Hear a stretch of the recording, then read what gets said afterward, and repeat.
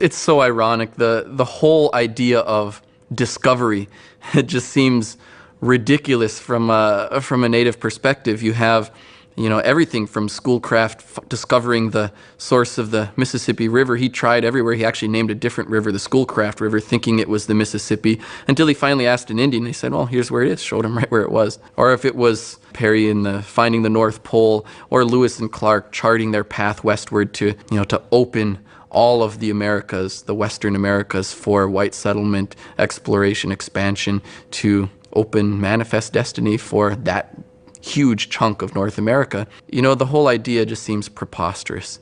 Columbus didn't discover America, Indians were here. And the whole idea of Lewis and Clark as discoverers really is a misnomer as well. They were guided by many, not just one, but many different native people. It wasn't just Sacagawea either.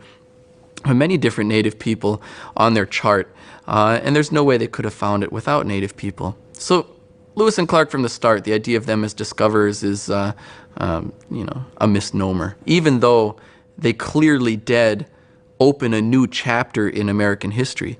Americans didn't have any idea how far the Pacific Ocean was, much less how they could go about claiming it as their own, until Lewis and Clark opened that door. So certainly they did something for the United States. It was a significant, pivotal moment in U.S. history.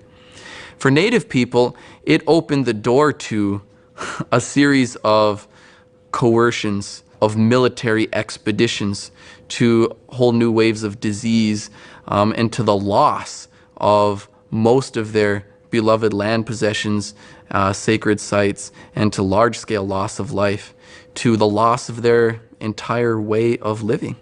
The days of being entirely self-sufficient would disappear within, several decades.